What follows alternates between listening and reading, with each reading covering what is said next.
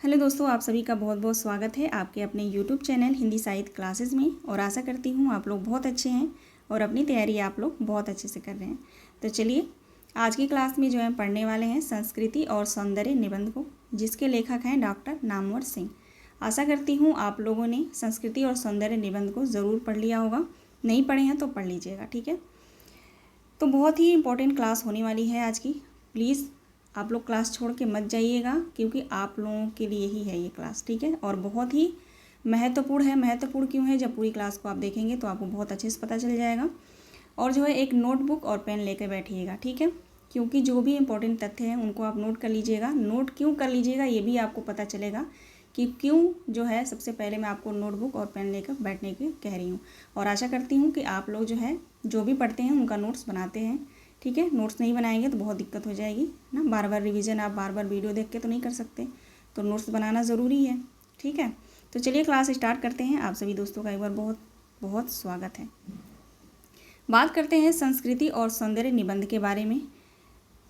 निबंध का प्रकाशन वर्ष है 1982। लेखक हैं डॉक्टर नामवर सिंह। नामवर सिंह का जन्म जो है 1926 में हुआ था, उत्तर प्रदेश के चंदौली जिले के जीयनपुर नामक गांव में, ठीक है ना। तो आप लोग जो है जितने भी लेखक हैं उनका जो है जीवन परिचय, उसका मैं अलग से एक वीडियो बनाई हूँ, आप चाहे तो आप देख लीजिएगा, ठीक है। तो जीयनपुर गांव में इनका जो है जन्म हुआ था। अब जो है नामवर सिंह का जो ये निबंध है संस्कृति और सौंदर्य, इस निबंध के केंद्र में कौन है तो आप सभी को पता होगा, हजारी प्रसाद द्विवेदी हैं। हजारी प्रसाद द्विवेदी नामवर सिंह के क्या थे, गुरु थे, ठीक है। गुरु थे हजारी प्रसाद द्विवेदी, यानी नामवर सिंह जो है हजारी प्रसाद द्विवेदी के शिष्य हैं, ठीक है। तो हजारी प्रसाद द्विवेदी को केंद्र में रखकर जो है इन्होंने इस निबंध की रचना की है, ठीक है। संस्कृति और सौंदर्य निबंध जो है नामवर सिंह का आलोचनात्मक कृति है, ठीक है। आलोचनात्मक इनकी एक कृति है, दूसरी परंपरा की खोज, जिनको हम अभी आगे देखेंगे। दूसरी परंपरा की खोज में जो है यह निबंध संकलित है, ठीक है। अब इस निबंध में जो है हजारी प्रसाद द्विवेदी की अन्य रचनाओं का जो है जिक्र किया गया है, ठीक है। और जो है इसमें रामधारी सिंह दिनकर का, जयशंकर प्रसाद का, कालिदास का, और यानी कि अन्य सभी जो है अन्य सभी नहीं, यानी कई लेखकों के रचनाओं का जो है जिक्र इसमें किया गया है। इसलिए मैं कह रही हूँ थोड़ा सा उलझाऊ निबंध है ये, तो आप कॉपी पेन लेकर बैठिए। जिस तरीके से मैंने इस PDF को तैयार किया है, अगर आप नोट कर लेते हैं तो यकीन मानिए आपका जो है एक भी प्रश्न यहाँ से आने वाला प्रश्न है गलत नहीं होगा। देखिए अभी तक जो है यहाँ से पंक्तियों को लेकर प्रश्न जो है नहीं पूछा गया है, मैंने तो नहीं देखा प्रीवियस ईयर क्वेश्चन पेपर में। अगर आपने देखा है तो आप मुझे कमेंट के माध्यम से मुझे ज़रूर बताइएगा, ठीक है। तो रचना को लेकर जो है इसमें से पूछा जाता है, कथन पूछा जाता है, तो वहाँ पे जो है कन्फ्यूजन बनी रहती है कि किस लेखक का है, ठीक है। हमारा ध्यान जो है नामवर सिंह पे जाएगा, तो उन सब का जो है मैंने बहुत अच्छे से इस PDF में बना के रखा है, ताकि आप उन्हें नोट कर लें और अच्छे से रिवीजन कर लें, ठीक है। तो चलिए हम चलते हैं अपने निबंध की तरफ।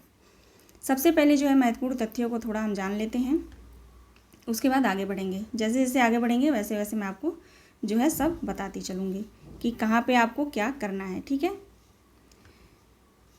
इस निबंध के केंद्र में हजारी प्रसाद द्विवेदी हैं, जैसा कि मैंने आपको बताया। हजारी प्रसाद द्विवेदी नामवर सिंह के गुरु थे।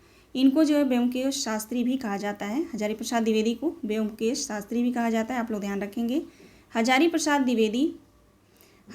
द्विवेदी के उद्धरणों को लेकर नामवर सिंह ने यह निबंध लिखा है, ठीक है। यह निबंध दूसरी परंपरा की खोज में संकलित है, ठीक है। दूसरी परंपरा की खोज आलोचनात्मक कृति है, ठीक है। इस निबंध संग्रह में भी किसका जिक्र है, किसके ऊपर लिखा गया है, तो ध्यान रखिएगा हजारी प्रसाद द्विवेदी के ऊपर ही नामवर सिंह ने लिखा है, ठीक है। दूसरी परंपरा की खोज में कुल 8 निबंध संकलित हैं। अब वो निबंध कौन कौन से संकलित हैं मैंने उसका नाम यहाँ पे मेंशन कर रखा है। 3 निबंध को हम लोग पढ़ लेते हैं और आप इसको नोट कर लीजिएगा। देखिए अगर आपके पास नहीं टाइम है, कोई बहुत सारी जो बहन होंगी उनके पास टाइम नहीं होगा नोट करने का, तो आप लोग जो है टेलीग्राम से, मैंने पहले ही इसका PDF भेज दिया, लेकिन उसका पूरा पढ़ना जो है पॉसिबल नहीं होगा, ठीक है। अगर आपके पास टाइम नहीं है तो नहीं पढ़ पाएंगे, तो मैं जो है अपना नोट्स उसमें जो है सेंड कर दूँगी, ठीक है। नोट्स का जो PDF है वो मैं टेलीग्राम चैनल पे दे देती हूँ, तो आप लोग टेलीग्राम चैनल पे ज्वाइन हो जाइए और वहाँ दे दूँगी, वहाँ से पढ़ लीजिएगा, ठीक है। या तो टाइम है तो नोट्स शॉर्ट में है, ज़्यादा बड़ा नहीं है, ठीक है। मेन यहाँ पे जो है जो आपको मैं स्टार्टिंग में बता रही हूँ वो बहुत ध्यान देना है आपको, ठीक है। जो इस प्रकार हैं, यानी दूसरी परंपरा की खोज में जो निबंध हैं उनको मैंने यहाँ पे लिया है, देखते हैं, ठीक है। पहला है दूसरी परंपरा की खोज। ब्राह्मण समाज में ज्यों अछूत, अस्वीकार का साहस, प्रेमा पुमर्थो महान, ठीक है, प्रेमा पुमर्थो महान। पांचवा है भारतीय साहित्य की प्राणधारा और लोकधर्म, संस्कृति और सौंदर्य, ठीक है। छठा निबंध संस्कृति और सौंदर्य है, जो अभी हम इस क्लास में पढ़ने वाले हैं। तत्तम यहाँ है त्वम खलु कृति, ठीक है। आठवां है ब्योमकेश शास्त्री उर्फ हजारी प्रसाद द्विवेदी, ठीक है। ये 8 निबंध जो है दूसरी परंपरा की खोज में संकलित है। तो आप लोग ध्यान रखिएगा इन सभी नाम का, क्योंकि यहाँ से भी क्वेश्चन बनते हैं कि दूसरी परंपरा की खोज निबंध संग्रह में इनमें से कौन सा निबंध संकलित है या नहीं है, ठीक है। तो सभी यहाँ पे आप लोग ध्यान रखेंगे। अब थोड़ा सा विषय के बारे में हम जान लेते हैं, ठीक है।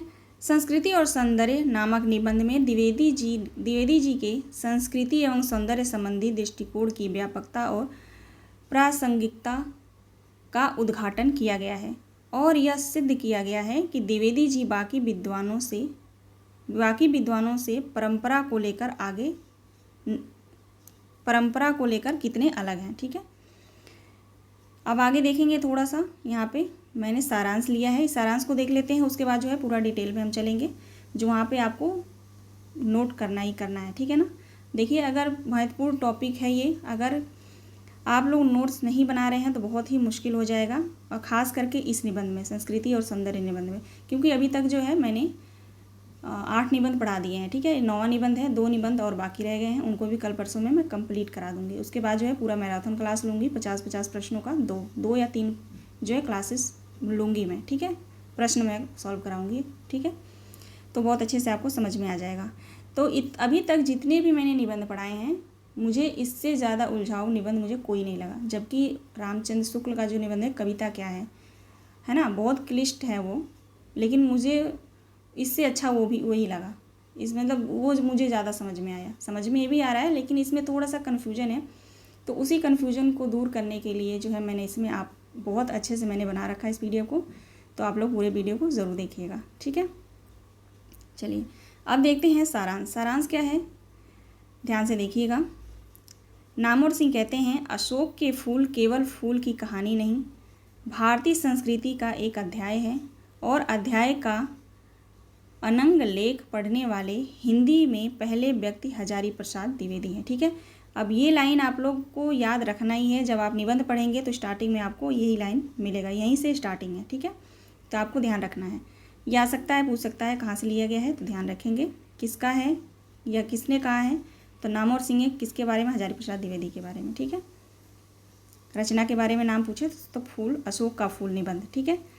आगे देखेंगे, पहली बार उन्हें ही यह अनुभव हुआ कि एक एक फूल, एक एक पशु, एक एक पक्षी न जाने कितनी स्मृतियों का भार लेकर हमारे सामने उपस्थित है। अशोक की भी अपनी स्मृति परंपरा है, आम की भी है, बगुल यहाँ पे बगुला होगा, बगुले की भी है और चंपे की भी है, ठीक है। तो ये जो यहाँ पे मैंने भूमिका में लिया है, भूमिका कह रही हूँ, जो सारांश में मैंने लिया है यहाँ पे, तो इसको आप लोग खास करके ध्यान रखिएगा, बाकी आगे भी हम देखेंगे। अब देखिए, यहाँ पे मैंने एक काम किया है, जैसे इस निबंध में, क्योंकि आप सभी को पता है कि संस्कृति और सौंदर्य जो निबंध है, इस निबंध के केंद्र में हजारी प्रसाद द्विवेदी हैं। तो हजारी प्रसाद द्विवेदी की रचनाओं का जो है उल्लेख इसमें हुआ है, ठीक है। अब वो कौन कौन से सारे जो रचना है, किस किस रचना का उल्लेख हुआ है इस निबंध में, वो सभी रचना जो है मैंने यहाँ पे अलग से ले लिया है, ठीक है। हालांकि और भी रचनाकारों के रचना का उल्लेख हुआ है, लेकिन उनको हम पढ़ेंगे, वो ज़्यादा नहीं है, वो आप पढ़ेंगे निबंध तो आपको पता चल जाएगा, उनको भी आप नोट कर लीजिएगा, ठीक है। तो यहाँ पे आप देख लेंगे हजारी प्रसाद द्विवेदी के किस निबंधों का जो है उल्लेख हुआ है संस्कृति और सौंदर्य निबंध में, ठीक है। सबसे पहले तो अशोक का फूल है, साहित्य का मर्म है, हिंदी साहित्य की भूमिका है, मेघदूत एक पुरानी कहानी, परंपरा और आधुनिकता, कालिदास की लालित्य योजना, विचार और वितर्क, हमारी संस्कृति समाज का संबंध निबंध में संकलित है। अब ये जो विचार और वितर्क जो निबंध है, ये हमारी संस्कृति और साहित्य का संबंध निबंध में जो है संकलित है, ठीक है ना, ये भी आप लोग ध्यान रखिएगा। 8वां है प्राचीन भारत का कला विकास, परिवर्धित नाम है इसका प्राचीन भारत के कलात्मक विनोद। ठीक है। 9वां है विचार प्रवाह, जनता का अंतःस्पंदन निबंध में संकलित है। ठीक है। विचार प्रवाह किस में संकलित है? तो जनता का अंतःस्पंदन निबंध में संकलित है। ये भी आप लोग ध्यान रखिएगा, है ना, यहाँ पे मोस्ट इंपॉर्टेंट। तो इसको आप लोग पूरा का पूरा नोट कर लीजिएगा। आगे है लालित्य मीमांसा, ये केवल 5 निबंध ही पूरे हुए हैं इसमें। ठीक है ना, लालित्य मीमांसा में जो है केवल 5 निबंध ही इनके पूरे हुए हैं। आगे है बाणभट्ट की आत्मकथा, चारु चंद्रलेख, पुनर्नवा, अनामदास का पोथा। ये सारे जो है इन सभी रचना के बारे में जो है इस निबंध में जिक्र किया गया है। ठीक, अब चलिए आगे बढ़ते हैं। तो आप लोग नोट कर लीजिएगा, ठीक है ना। अब जो है यहाँ पे हम निबंध पढ़ना स्टार्ट करते हैं। देखिए यहाँ पे मैं थोड़ा सा एक बात बताना चाहूँगी आपको जो मोस्ट इम्पॉर्टेंट है। जब मैं इस पीडीएफ को जब पीडीएफ फॉर्म में मैं जब बना रही थी, तो जब पीडीएफ कन्वर्ट होता है ना, तो यहाँ पे आप निबंध पढ़ेंगे तो यहाँ पे आप देख सकते हैं अध्याय, अध्याय ना यहाँ पे पूरा नहीं लिखा हुआ है। ठीक है, तो अध्याय अधवा पे हलंत है, तो यहाँ पे कुछ जो है कुछ वर्ण में जो आधा आधा वर्ण हलंत करके दिया गया है, तो उसको मैं पढ़ूँगी, आप ध्यान से सुन लीजिएगा, या आप भी पढ़ सकते हैं, ऐसी बात नहीं है। ठीक है, तो मैंने कहा आपको थोड़ा बता दूँ मैं। अब जो है जो इम्पोर्टेंट है मैंने उसको यहाँ पे हाईलाइट कर रखा है, उन पंक्तियों को, वही आपको पढ़ने की ज़रूरत है। अगर आपके पास टाइम है तो आप पूरा पढ़ लीजिएगा, कोई दिक्कत नहीं है, मैं पीडीएफ सेंड तो कर दूँगी, लेकिन जो मैंने हाईलाइट किया है उसको आप पंक्तियों को लिखिएगा। उन पंक्तियों के आगे रचना का नाम लिख लीजिएगा, फिर वो रचना किसकी है, किस लेखक की है, उस लेखक का नाम वहीं पे मेंशन कर लीजिएगा। ठीक है, समझ गए ना, पंक्तियों को लिखना है, फिर लेखक का नाम और वो पंक्तियाँ किस रचना से ली गई हैं। ठीक है, क्योंकि यहाँ से क्वेश्चन इस तरह से भी आता है कि संस्कृति और सौंदर्य निबंध से जो है यह कथन किस लेखक का है, तो हजारी प्रसाद द्विवेदी का भी इसमें जिक्र किया गया है। राजेंद्र प्रसाद कह रही हूँ, रामधारी सिंह दिनकर, ठीक है, रामधारी सिंह दिनकर की रचना का भी इसमें जिक्र हुआ है। ठीक है, जयशंकर प्रसाद की रचना के बारे में भी बताया गया है। तो इस तरह से थोड़ा सा उलझाऊ है, तो आप अलग नोट कर लेंगे तो बहुत अच्छे से आपको याद हो जाएगा। ठीक है, यानी क्लियर रहेगा टॉपिक। तो हम निबंध पढ़ना स्टार्ट करते हैं। ठीक है, देखिए, अशोक के फूल केवल फूल की कहानी नहीं, भारतीय संस्कृति का एक अध्याय है, और इस अध्याय का अंग लेखन पढ़ने वाले हिंदी के पहले व्यक्ति हजारी प्रसाद द्विवेदी हैं। पहली बार उन्हें ही यह अनुभव हुआ था कि एक एक फूल, एक एक पक्षी और एक एक फूल न जाने कितनी स्मृतियों का भार लेकर हमारे सामने उपस्थित हैं। अशोक की भी अपनी स्मृति परंपरा है। ठीक है, यहाँ से यहाँ तक आप लोग ध्यान रखिएगा। ठीक है, पूछा जा सकता है कि यह किसका कथन है, तो नामवर सिंह का। किसके बारे में है, तो हजारी प्रसाद द्विवेदी। ठीक है, आगे देखते हैं, थोड़ा सा बड़ा कर दूं मैं, है ना।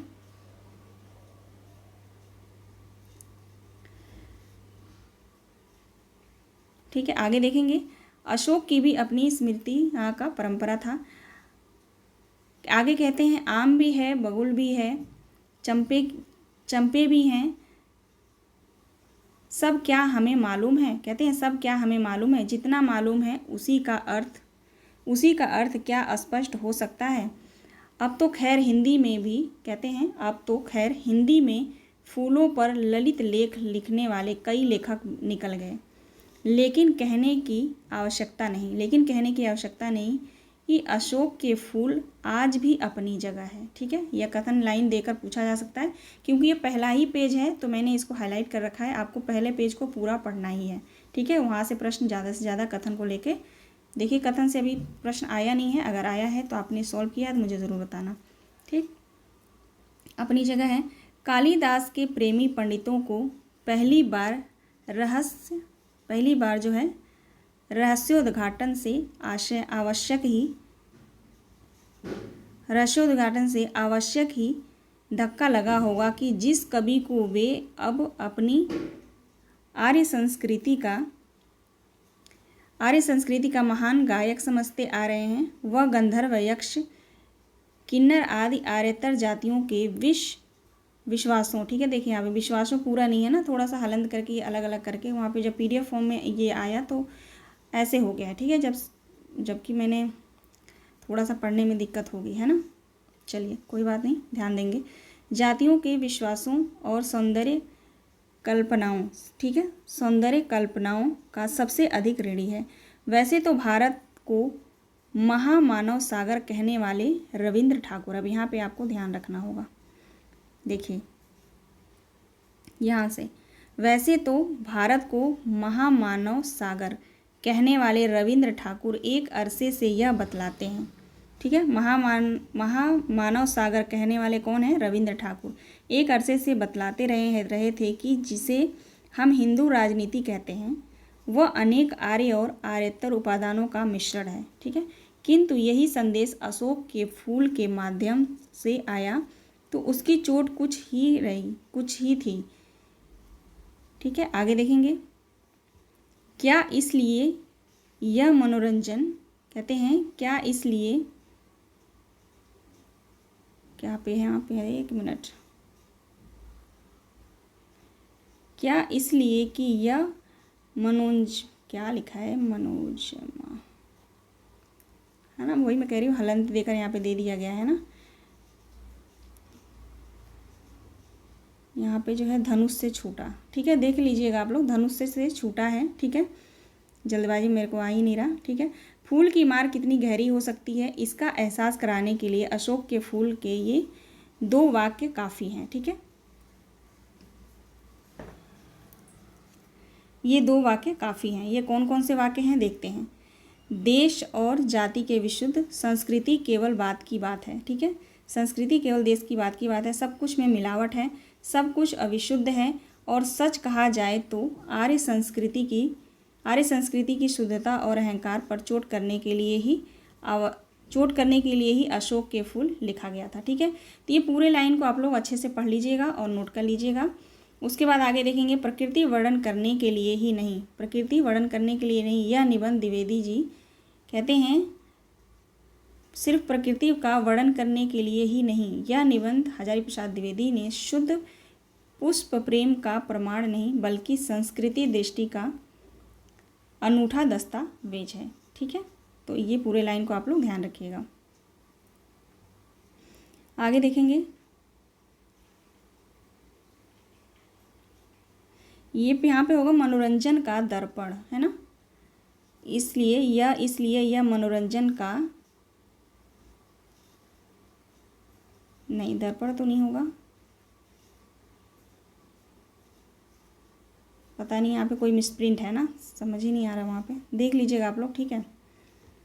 चलिए आगे देखते हैं। अब तो भारत की सामाजिक संस्कृति की दिन रात माला जपने 72 आ गए हैं, लेकिन आगे कहते हैं दिनकर जी, यहाँ से देखिएगा, दिनकर ने तो संस्कृति के 4 अध्याय, अब देखिए यहाँ पे दिनकर, रामधारी सिंह दिनकर की रचना के बारे में जो है बात की गई है, संस्कृति के 4 अध्याय, ठीक है। तो यहाँ पूछ सकता है कि संस्कृति और सौंदर्य निबंध में रामधारी सिंह दिनकर के किस रचना का जिक्र हुआ है, तो ध्यान रखिएगा संस्कृति के 4 अध्याय, ठीक है। और आपको आपके सिलेबस में भी है संस्कृति के 4 अध्याय, ठीक है, तो हमें पढ़ना है उसको भी, तो ये वैसे भी महत्वपूर्ण हो जा रहा है, ठीक है, तो ध्यान रखेंगे।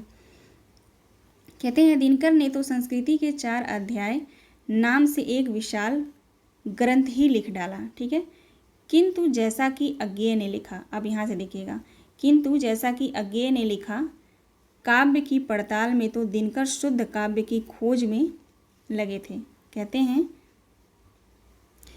काव्य की पड़ताल में तो दिनकर शुद्ध काव्य की खोज में लगे थे, लेकिन संस्कृति की खोज, अब मैं पूरा लाइन नहीं खींच रही हूँ क्योंकि छोटा प्रिंट जो है छोटा है, तो लाइन खींच दूंगी तो आपको दिखेगा नहीं, ठीक है ना, तो ध्यान रखेंगे, जो मैं पढ़ रही हूँ उसकी आवाज़ आप लोग सुनिएगा, बाकी पढ़िएगा आप लोग खुद। कृति की खोज में उनका आग्रह मिस्र, ठीक है, आग्रह मिस्र संस्कृति पर ही खोज में लगे थे, लेकिन संस्कृति की मिश्रता को ही उजागर करने का प्रयत्न है, ठीक है। तो यहाँ से लेकर आप लोग याद रखिएगा, ये संस्कृति के 4 अध्याय जो नामक ग्रंथ है उसके बारे में नामवर सिंह जी कह रहे हैं यहाँ पे, ठीक है। उसकी आगे कहते हैं उसकी संस्कृतियों का प्रभाव ग्रहण करती है, अपने अनुभव को समृद्ध बनाती है, लेकिन इसकी प्रक्रिया मिश्रण ही नहीं है, ठीक है। संस्कार नाम ही इस बात को स्पष्ट कर देता है। यह मानना कठिन है कि संस्कृति की यह परिभाषा दिनकर की जानी हुई नहीं थी, उनका जीवन भी कहीं उस मिश्रता को स्वीकार करता नहीं जान पड़ता है। जिसकी वकालत उन्होंने की, ठीक है, जिसकी वकालत उन्होंने की है, किस ग्रंथ में? संस्कृति के 4 अध्याय में, उसके बारे में बात हो रही है, ठीक है। तब कृपया यह संदेश संगत नहीं कि उसकी अवधारणा एक वकालत ही थी, दृष्टि उन्मेष नहीं, ठीक है। अब अगर वकालत की थी तो उनका मुकब्बिल क्या समकालीन राजनीति का एक पक्ष ही नहीं था, जिसके सांस्कृतिक कर्णधार स्वयं भी मिश्रता का सिद्धांत नहीं मानते, लेकिन अपनी स्थिति दृढ़तर बनाने के लिए उसे अपना रहे हैं, ठीक है। पेज नंबर भी दिया गया है 118, ठीक है ना। 118 पेज संस्कृति के 4 अध्याय में जाएंगे तो ये सारा किस रचना के बारे में जो है ये बात हो रही है यहाँ पे, तो संस्कृति के 4 अध्याय, ठीक है ना, रामधारी सिंह दिनकर, ध्यान रखिएगा, ठीक है। आगे देखेंगे, इस मिश्र संस्कृति की राजनीति से हजारी प्रसाद द्विवेदी कितने अलग थे। कहते हैं इससे जो है हजारी प्रसाद द्विवेदी कितने अलग थे, इसका प्रमाण यह है कि स्वाधीनता प्राप्ति के बाद जब राष्ट्रीय स्तर पर देखिए यहाँ पर राष्ट्रीय कैसे लिखा है ना, राष्ट्रीय स्तर पर अनुमोदित और प्रोत्साहित, ठीक है, प्रोत्साहित नीति के रूप में सामाजिक संस्कृति का बोलबाला हुआ, द्विवेदी जी ने इस विषय पर लिखना लगभग बंद कर दिया, ठीक है। द्विवेदी जी ने जो है इस विषय पर लिखना बंद कर दिया। स्पष्ट है कि वे मिश्र संस्कृति के वकील न थे, ठीक है। अब यहाँ पे द्विवेदी जी के बारे में ये कथन किसका है, तो नामवर सिंह का है, ठीक है, ध्यान रखिएगा। वकील न थे और न एक वकील की तरह अपने पक्ष के लिए इतिहास से तथ्यों को बटोरने ही गए थे, ठीक है। यहाँ तक आप लोग ध्यान रखिएगा। आगे देखते हैं, बहुत अच्छे से पढ़ के मैंने हाईलाइट किया है, तो आप लोग निश्चिंत रहिएगा, ठीक है। बीच में जो हाईलाइट नहीं किया वो महत्वपूर्ण नहीं है उतना, अगर आप चाहें तो पढ़ सकते हैं, ठीक है। आगे बढ़ते हैं। इसलिए जब द्विवेदी जी कहते हैं कि सब कुछ विशुद्ध है, तो परंतु बाद में भी यह जोड़ते हैं कि शुद्ध है केवल मनुष्य, ठीक है। इसलिए द्विवेदी जी कहते हैं कि सब कुछ विशुद्ध है, तो तुरंत बाद में यह भी जोड़ते हैं कि शुद्ध है तो केवल मनुष्य की जिजीविषा। अब यहाँ से लेकर यहाँ तक आप लोग इस लाइन को आप लोग ध्यान रखिएगा, बहुत ही इम्पोर्टेंट है, महत्वपूर्ण है, ठीक है। वह गंगा की अबाधित अनाहत धारा के समान सब कुछ को हजम करने के बाद भी पवित्र है, ठीक है। ये पूरी लाइन को आप लोग ध्यान रखिएगा, लेकिन खास करके यहाँ से लेके यहाँ जिजीविषा तक, मैं क्लियर करती हूँ, इसलिए से लेके यहाँ तक जिजीविषा तक, ठीक है। चलिए लिख लीजिएगा, कथन किसका है, नामवर सिंह का, ठीक है। आगे देखेंगे, इस संदर्भ में उल्लेखनीय है कि अज्ञेय जहाँ संस्कृति की केवल संग्राहकता, ठीक है ना। अब यहाँ अज्ञेय के बारे में बात हो रही है, संग्राहकता की हिमायत करते हैं, वहाँ द्विवेदी जी त्याग का जिक्र करना नहीं भूलते, ठीक है, ध्यान दीजिएगा। द्विवेदी जी जो है त्याग का जिक्र करना नहीं भूलते हैं। अशोक के फूल में ही एक मिनट, दो बार आ गया यहाँ पे, ठीक है। अशोक के फूल में ही उसी अनुच्छेद के अंतर्गत एक दृष्टा की तरह मानव जाति की दर्दम निर्दम धारा के हजारों वर्ष का रूप साफ देखते हुए कहते हैं कि मनुष्य की जीवन शक्ति बड़ी निर्मम है और सभ्यता और संस्कृति में वृथा मोहों को रौंदती चली आ रही है। न जाने कितने धर्माचारों, विश्वासों, उत्सवों और व्रतों को धोती बहाती यह जीवन धारा आगे बढ़ी है। संघर्षों से मनुष्य ने कई शक्ति पाई है। हमारे सामने समाज का आज जो रूप है वह न जाने कितने ग्रहण और त्याग का रूप है। पूरे लाइन को आप लोग ध्यान रखिएगा, ठीक है। अज्ञेय के रचना के बारे में यहाँ पे बात हो रही है, संग्राहकता के, ठीक है। आगे देखेंगे, इसलिए द्विवेदी जी के सामने योजनाबद्ध रूप में एक मिश्र संस्कृति तैयार करने का समस्या नहीं है, ठीक है। आगे कहते हैं, समस्या यह है कि आज हमारे भीतर जो मोह है, संस्कृति और कला के नाम पर जो आसक्ति है, धर्माचार और सत्यनिष्ठा के नाम पर जो जड़िमा है, उसे किस प्रकार ध्वस्त किया जाए, ठीक है। इस लाइन को अभी आप लोग ध्यान रखिएगा। नामवर सिंह का कथन है, संस्कृति और सौंदर्य निबंध से। ठीक है, आगे देखेंगे। आगे कहते हैं इस दृष्टि से यह दिनकर का मिस्र संस्कृति की एक राजनीति है। कहते हैं कि इस दृष्टि से यदि रामधारी सिंह दिनकर का मिस्र संस्कृति का एक राजनीति है तो अज्ञेय की संस्कृति कारधर्मी संग्राहक संस्कृति भी किसी एक राजनीति के अनुसंगक से बच नहीं जाती। ठीक है, इस लाइन को आप लोग इम्पोर्टेंट है, ध्यान रखेंगे, नामवर सिंह का है। ठीक है, जब वे कहते हैं, ठीक है, कौन कहते हैं? रामधारी सिंह दिनकर। यहाँ पे रामधारी सिंह दिनकर के बारे में अब बात हो रही है। ठीक है, जब वे कहते हैं कि संस्कृति प्रभाव ग्रहण करती है, अपने अनुभव को समृद्ध बनाती है, तो उसमें मूल संस्कृति का अस्तित्व पहले से ही स्वीकार कर लिया गया है, जो कि प्रभाव के पहले विशुद्ध है। ठीक है, इतना आप लोग ध्यान रखिएगा। आगे यहाँ पे देखेंगे भारतीय संस्कृति की तथाकथित समासकता, यहाँ पे समासिकता, ठीक है, वास्तव में सभ्यता के क्षेत्र में ही लागू होती है। यहाँ पे जो पूरा ना करके दिया गया ना, यहाँ पे थोड़ा मुझे रुकना पड़ रहा है ना। सभ्यता के क्षेत्र में लागू होती है और इस क्षेत्र में वह भारत की कोई विशेषता नहीं है। ठीक, ये भी आप लोग इम्पोर्टेंट है, ध्यान रखेंगे। आगे देखते हैं। आगे कहते हैं यदि दिनकर की सामाजिक संस्कृति का संबंध राजनीति के पक्ष से है। ठीक है, यहाँ पे बात हो रही है किसके बारे में? रामधारी सिंह दिनकर के बारे में, उनकी रचना के बारे में। यदि रामधारी सिंह दिनकर की सामाजिक संस्कृति का संबंध राजनीति के पक्ष से है तो स्वयं अज्ञेय और गोविंद चंद्र पांडे की शुद्ध संस्कृति का संबंध भी राजनीति के दूसरे पक्ष से जोड़ा जा सकता है। शुद्ध होने पर ही वह राजनीति से मुक्त तो नहीं हो जाती। ठीक है, यहाँ पे आप नामवर सिंह का ध्यान रखिएगा। नामवर सिंह का कथन है ये, किसके बारे में? रामधारी सिंह दिनकर और गोविंद चंद्र पांडे। ठीक है, तो ये भी इम्पोर्टेंट है कथन, इसको आप लोग अलग से नोट कर लेंगे। आगे देखते हैं। आगे बात की जा रही है द्विवेदी जी की दृष्टि में। कहते हैं द्विवेदी जी की दृष्टि में संस्कृति का यह आग्रह भी एक प्रकार का मोह है जो बाधा उपस्थित करता है। संस्कृति में निहित जिस संस्कार की ओर अज्ञेय ने संकेत किया है उसकी अर्थवत्ता से द्विवेदी जी अपरिचित हैं। यह तो स्वयं अज्ञेय भी न स्वीकार करेंगे। फिर भी उन्होंने यह देखकर आश्चर्य न होना चाहिए कि उन्होंने अक्सर इस संस्कार को बाधा माना है। ठीक, अब यहाँ पे जो है मैंने हाईलाइट नहीं किया है, लेकिन ये बहुत ही इम्पोर्टेंट है ना। हाईलाइट नहीं कर पाई मैं, पता नहीं कैसे, देखते हैं। ठीक है, यहाँ पे है लखनऊ विश्वविद्यालय। ठीक है, यहाँ पे लखनऊ विश्वविद्यालय की बात की गई है। लखनऊ विश्वविद्यालय के साहित्य का मर्म 1948। ठीक है, शीर्षक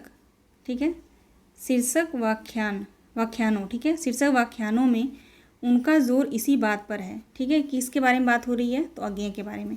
ठीक है, उनका जोर इसी बात पर है कि विवेक के परिष्करण, ठीक है, परिष्करण के लिए किए गए संस्कार भी, आगे देखते हैं, एक मिनट, यहाँ से आप लोग संस्कार भी काल पाकर किसी नए सृजन को ग्रहण के लिए बाधा बन जाते हैं। ठीक है, यहाँ से यहाँ तक आप लोग ध्यान रख लीजिएगा। ठीक है, नोट कर लीजिएगा, अलग से महत्वपूर्ण है। आगे कहते हैं बहुत क्लेश होने पर भी हिंदी साहित्य की भूमिका। ठीक है, अब हिंदी साहित्य की भूमिका हजारी प्रसाद द्विवेदी की रचना के बारे में बात हो रही है। ठीक है, बहुत क्लेश होने पर भी हिंदी साहित्य की भूमिका के उपसंहार में उन्होंने लिखा, किन्होंने लिखा? हजारी प्रसाद द्विवेदी ने। ठीक है, उन्होंने लिखा, आए दिन श्रद्धापरायण आलोचक यूरोपियन मानवतावादी को दकिया देने के लिए भारतीय आचार्य विशेष का मत उद्धृत करते हैं और आत्मगौरव के उल्लास से घोषित करते हैं कि हमारे यहाँ यह बात इस रूप में मानी या कही गई है, मानो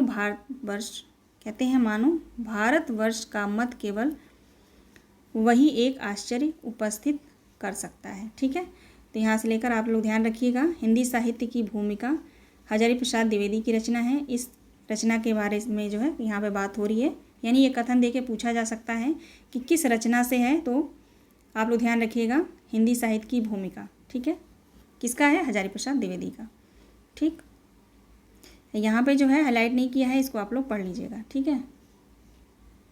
आगे देखते हैं, प्रसंगवश द्विवेदी जी इस प्रयास की एक परंपरा हिंदी में पहले ही दिखाई पड़ती है। कहते हैं प्रसंगवश द्विवेदी जी के इस प्रयास की एक परंपरा हिंदी में पहले ही दिखाई पड़ती है, एक दशक पहले जयशंकर प्रसाद, ठीक है, एक दशक पहले।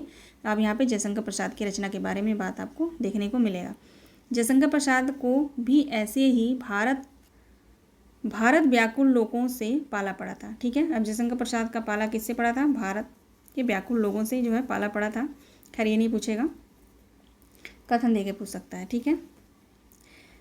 जिनके जवाब में कवि को काव्य कला, ठीक है, जिनके जवाब में कवि ने यानी जयशंकर प्रसाद ने काव्य और कला, ठीक है, इनकी जो रचना है काव्य और कला तथा रहस्यवाद आदि निबंध लिखने पड़ गए, ठीक है ना।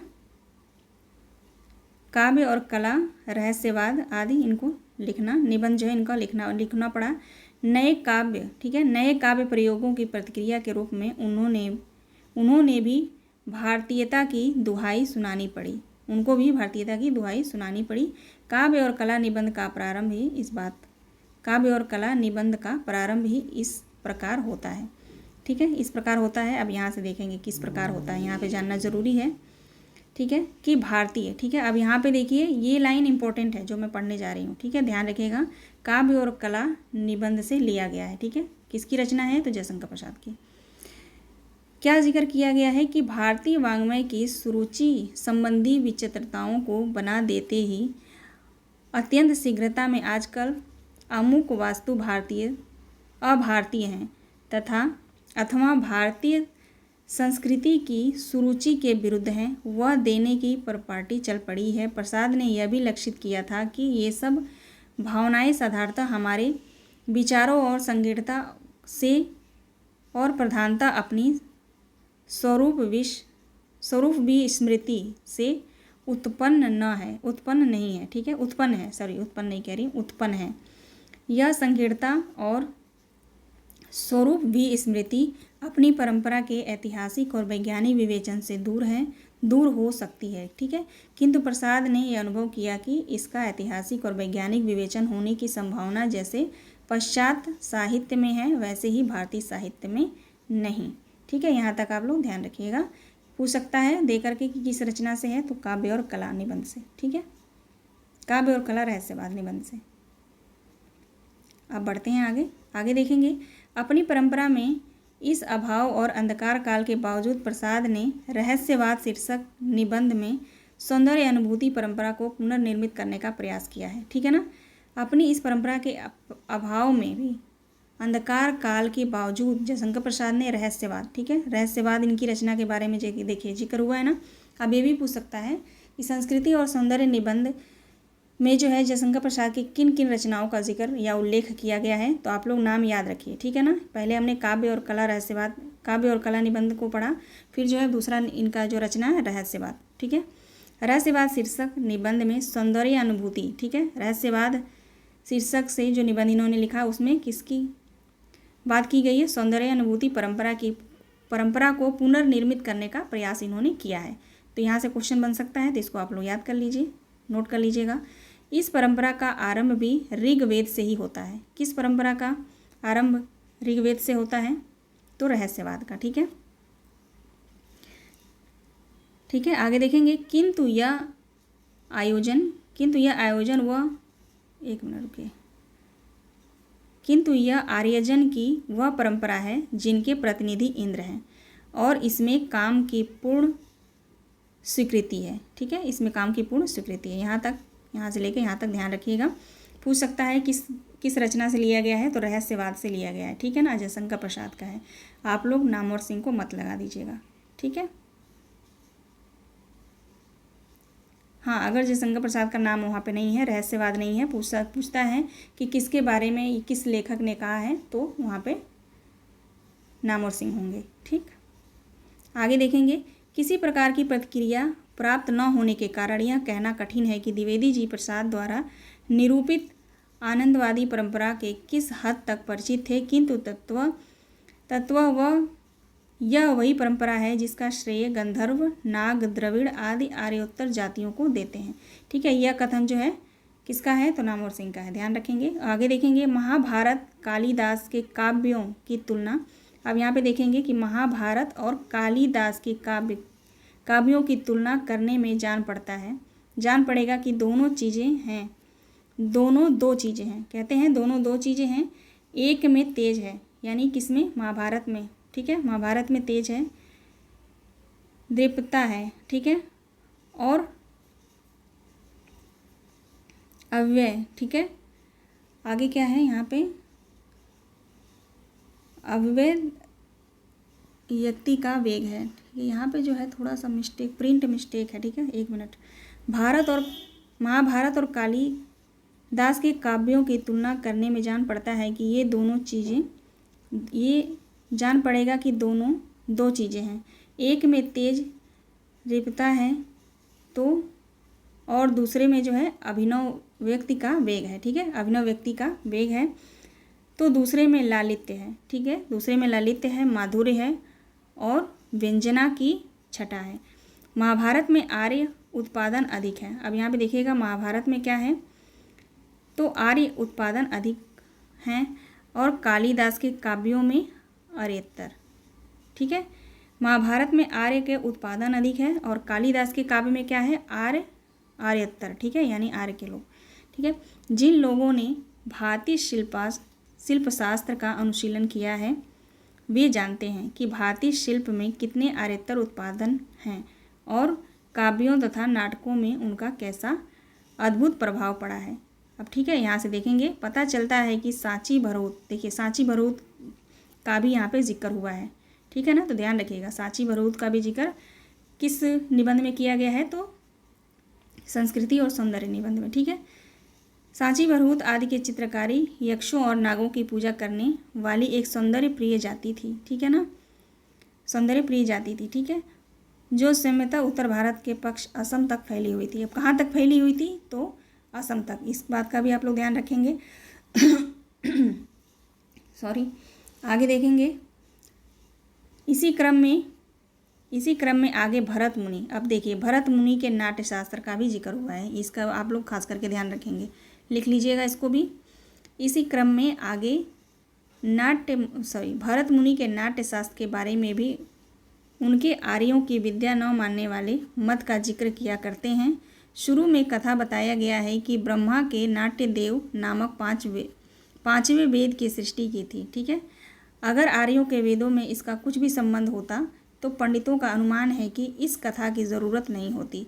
वास्तव में भारतीय नाटक पहले कभी अभिनय के रूप में ही दिखाई देते थे, ठीक है, तो ध्यान रखिएगा नाट्य शास्त्र के बारे में जो है यहाँ पे बात हुई है।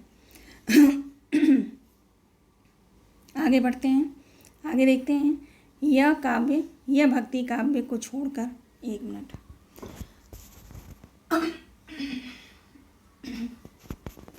आगे देखते हैं, कहते हैं यह भक्ति काव्य को छोड़कर प्रसाद और हजारी प्रसाद द्विवेदी ने इस बात को लेकर कोई मतभेद नहीं है। पता नहीं गले में क्या हो गया।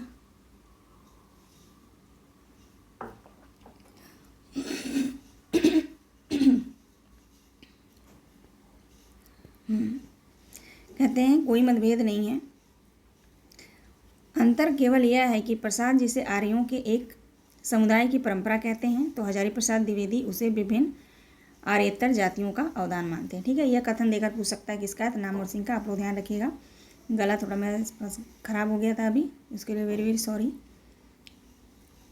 आगे देखते हैं, कहते हैं जैसा कि प्रसाद ने रहस्यवाद, ठीक है, प्रसाद ने रहस्यवाद शीर्षक निबंध से सुस्पष्ट लिखा है कि आनंद पथ को उनके कल्पित भारतीय विवेक को संकलित कर लेने से आदर्शवाद का ढांचा ढीला पड़ जाता है, इसलिए वे इस बात को स्वीकार करने से डरते हैं, ठीक है, इसलिए वो जो है इस बात को स्वीकार करने से डरते हैं कि जीवन में यथार्थ वस्तु आनंद है। ज्ञान से व अज्ञान से मनुष्य उसी की खोज में लगा है, ठीक है, ध्यान रखिएगा किसका कथन यहाँ पे दिया गया है, तो जयशंकर प्रसाद का है। ये कथन पूछा जा सकता है, तो जयशंकर प्रसाद को आप लोग टिक करिएगा। ठीक है, आगे देखते हैं। आगे है उदाहरण के लिए शुक्ल जी ने, अब देखिए यहाँ पे जो है शुक्ल जी के बारे में भी बात हुई है। उदाहरण के लिए शुक्ल जी ने लोक मंगल की प्रकृति के सौंदर्य के लिए तो पूरी जगह है, लेकिन छायावादियों के कौन कहे। स्वयं विद्यापति के लिए तो पूरी जगह है, लेकिन छायावादियों को कौन कहे। स्वयं विद्यापति और सूर जैसे भक्त कवियों का नारी सौंदर्य भी ग्राह्य नहीं है। तो इसका इतना ये इम्पोर्टेंट नहीं लगा, फिर भी आप लोग याद रखिएगा, भरोसा नहीं है, पूछा जा सकता है। तो नामवर सिंह का है। ठीक है, अब आगे देखते हैं। संभवतः ऐसे ही पूर्वाग्रह प्रत्याख्यान करने के लिए द्विवेदी जी ने अपनी साहित्य साधना, ठीक है, साहित्य साधना देखिए, साहित्य साधना का भी जिक्र हुआ है। साहित्य साधना के आरंभिक सोपान पर भी हिंदी साहित्य की भूमिका, ठीक है, हिंदी साहित्य की भूमिका के साथ ही प्राचीन भारत का कला विलास, यहाँ पे देखिए हिंदी साहित्य की भूमिका, ठीक है, प्रकाशन वर्ष भी दिया है 1940 नामक पुस्तक लिखी, जो आगे चलकर परिवर्धित रूप में प्राचीन भारत की कलात्मक विनोद नाम से छपी। आपको ये भी ध्यान रखना है कि हिंदी साहित्य की भूमिका के साथ ही प्राचीन भारत के कला विलास, ठीक है, 1940 नामक पुस्तक लिखी, किसने, हजारी प्रसाद द्विवेदी ने, जो आगे चलकर प्रतिवर्धित रूप में प्राचीन भारत के कलात्मक विनोद नाम से छपी। किस नाम से, तो प्राचीन भारत के कलात्मक विनोद नाम से छपी थी। ये क्वेश्चन मैं बनाऊंगी, पूछूंगी यहाँ से, ध्यान रखेंगे आप लोग। ठीक है, गलत नहीं होना चाहिए। ठीक है, तो ये आप लोग ध्यान रखिएगा, पढ़ लीजिएगा इसको, बाकी सारा टाइम है आपके पास तो। ठीक है, अब जो है टाइम कम है, तो हम उसी स्ट्रेटजी से जो है हमें पढ़ना पड़ेगा कि हमारे परीक्षा के लिए क्या उपयोगी है। ठीक है ना, क्योंकि इतना ब्रॉड सिलेबस है, सारे सिलेबस को आप लेके बैठ जाएंगे कि पूरा लाइन बाय लाइन पढ़ लें, तो सही नहीं होगा, आपका टाइम जो है वेस्ट हो जाएगा और सारा सिलेबस कवर नहीं हो पाएगा। ठीक है जी, तो चलिए आगे देखते हैं। आगे कहते हैं, संक्षेप में यह उस सौंदर्य बोधक संस्कृति है, उसका अत्यंत संवेदनशील और सूक्ष्म, कहते हैं सौंदर्यशील और सूक्ष्म मणिवर्ण कलात्मक विनोद के बाद पृष्ठों में मिलता है, या फिर बाणभट्ट की आत्मकथा में। ठीक है, अब देखिए बाणभट्ट की आत्मकथा, यहाँ पे उनके हजारी प्रसाद की जो रचना है उसके बारे में यहाँ पे बात हो रही है, आया ना।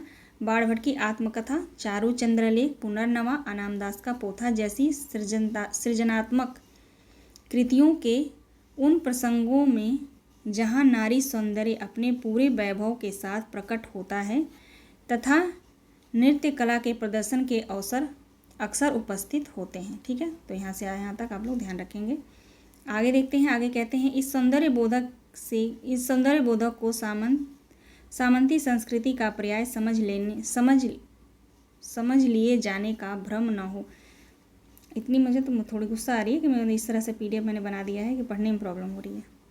ठीक है, खैर, भ्रम हो इसलिए मेघदूत एक पुरानी कहानी, ठीक है ना, मेघदूत यहाँ प्रकाशन वर्ष दिया गया है 1957। पुरानी कहानी से पूर्व मेघ के पुष्पावली मुखानम वाले 26वें छंद पर द्विवेदी जी व्याख्या का एक अंश प्रस्तुत है। ठीक है ना, उसकी व्याख्या का एक अंश प्रस्तुत है, यहाँ पे है दिया गया है। जो संपत्ति परिश्रम से नहीं अर्जित की जाती, मोस्ट इम्पॉर्टेंट है। ठीक है, इसको मैं बोल देती हूँ, मोस्ट इम्पॉर्टेंट है। ठीक है, ध्यान रखिएगा, मेघदूत में जिक्र किया गया है इसका। जो संपत्ति परिश्रम से नहीं अर्जित की जाती और उसे संरक्षण के लिए मनुष्य रक्त पसीने नहीं बदलता, वह अपने केवल कुंतिज, ठीक है, रुचि का प्रशय देती है। सात्विक सौंदर्य वहाँ है जहाँ चोटी का पसीना एड़ी तक आता है और नित्य समय विकारों को धोता रहता है। ठीक है, तो यह जिक्र जो पूछ सकता है कि यह जो है कथन कहाँ से लिया गया है, तो मेघदूत रचना से लिया गया है। ठीक है ना, ध्यान रखिएगा। आगे बढ़ते हैं। अब यहाँ पे देखेंगे, इंपॉर्टेंट है यहाँ पे, इसलिए लोग द्विवेदी जी के सौंदर्य संस्कार को रविंद्रनाथ टैगोर के शांति निकेतन की देन बतलाते हैं। ठीक है, लोग हजारी प्रसाद द्विवेदी के सौंदर्य संस्कार को रविंद्रनाथ की शांति निकेतन की देन बतलाते हैं, जो सिर्फ आधी बात कहते हैं। शांति निकेतन में चारों ओर संगीत और कला के वातावरण, उसमें निश्चय ही द्विवेदी जी के सौंदर्य बोधक का जागृत किया गया है। ठीक है, आगे बढ़ते हैं। आगे देखेंगे, कहते हैं कि एक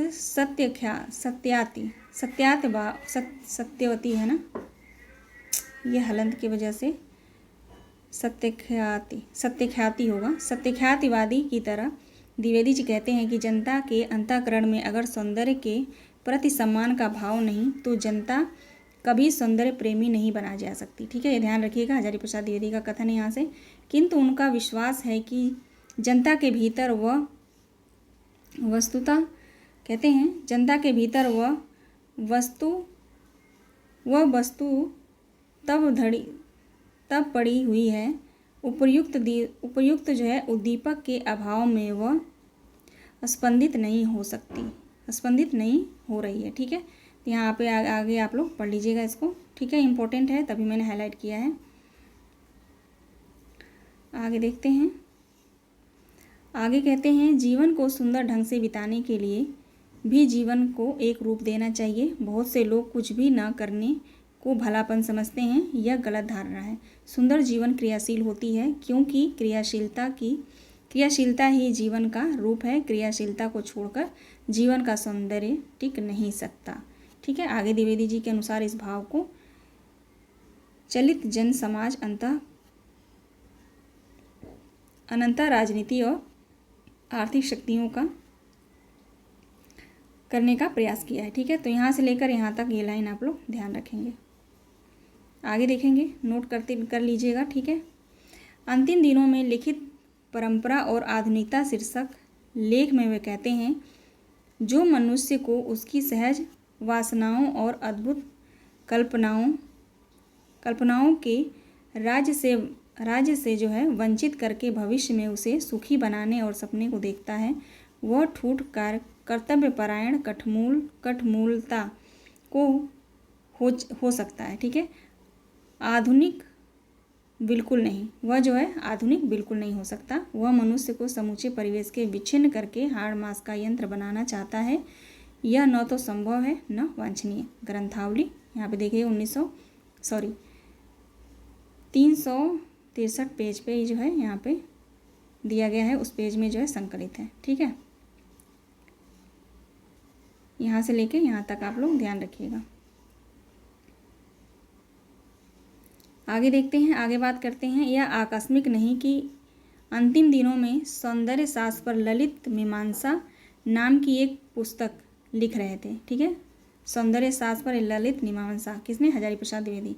यह अपने प्रिय कालिदास की ललित योजना नामक पुस्तक पूरी करके वे स्वयं लालित्य शास्त्र पर ही वे व्यवस्थित कर संगोपांग विचार करना चाहते थे। ठीक है, तो यहाँ पे जो है हजारी प्रसाद द्विवेदी की रचनाओं के बारे में बात की गई है, रामवर सिंह ने किया है। ठीक है, आगे देखते हैं। आगे कहते हैं, यह प्रयास का पहला सूत्र है कि वे सौंदर्य को सौंदर्य न कहकर लालित्य कहना चाहते हैं, क्योंकि प्राकृतिक सौंदर्य भी भिन्न भिन्न किंतु उनके समानांतर चलने वाली मानव चरित्र सौंदर्य दृष्टि उनकी दृष्टि के विषय में महत्व विपूर्ण है। ठीक है, यहाँ पे दिया गया है। ठीक है, यहाँ से आप लोग पढ़ लीजिएगा। आगे देखते हैं। आगे कहते हैं, द्विवेदी जी ललित, यहाँ पे बहुत छोटा है, थोड़ा सा मैं बड़ा करती हूँ। कहते हैं, द्विवेदी जी ललित मीमांसा का दूसरा सूत्र है। ठीक है, द्विवेदी जी की ललित मीमांसा जो रचना है वो ललित मीमांसा दूसरा सूत्र है। यह बंधन के विरुद्ध विद्रोह है और बंधन विद्रोही व्याकुलता के रूप में देने का प्रयास है। ठीक है, ये लाइन आप लोग ध्यान रखेंगे। आगे कहते हैं, इस प्रकार द्विवेदी की दृष्टि में कला और सौंदर्य ने यथास्थान स्पष्ट कर दिया कि इस प्रकार द्विवेदी की दृष्टि में कला और सौंदर्य की दृष्टि विलास मात्र नहीं बल्कि बंधनों के विरुद्ध विद्रोह है, जो शास्त्र समर्थित न होते हुए भी उनकी क्रांतिकारी सौंदर्य के परिचायक है। ठीक है, नामवर सिंह का कथन है हजारी प्रसाद द्विवेदी को लेकर। ठीक है, आगे देखते हैं द्विवेदी जी की लालित्य योजना, लालित्य मीमांसा। तीसरा सूत्र यह है, तीसरे सूत्र के बारे में बता रहे हैं, यह है कि सर्जना की सौंदर्य एक सर्जना है। मनुष्य की शिक्षा यानी काम करने की इच्छा शिक्षा का परिणाम है। उल्लेखनीय यह है कि लालित्य मीमांसा में प्राप्त, ठीक है, ललित मीमांसा के प्राप्त अंशों में सबसे अधिक विचार शिक्षा पर की गई है। ठीक है, तो शिक्षा के सबसे विचार किस रचना में किया गया है? तो ललित योजना में। ठीक है, जिसका स्पष्ट अर्थ यह है कि मनुष्य की सृजनशीलता पर सबसे अधिक बल देना चाहिए। मनुष्य को अपनी सृजनशीलता पर सबसे अधिक बल देना चाहिए।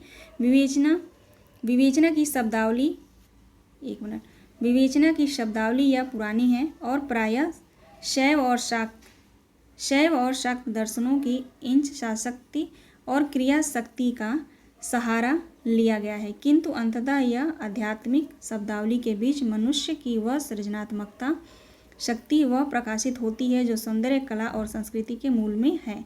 ठीक है, यहाँ तक आप लोग ध्यान रखिएगा, पढ़ लीजिएगा। आगे देखते हैं हम। आगे कहते हैं, अंत में द्विवेदी जी एक ऐसे समग्र भाव के रूप सौंदर्य स्थापना करते हैं जो धर्माचरण, नैतिकता आदि जीवन की सभी प्रकार की अभिनव व्यक्तियों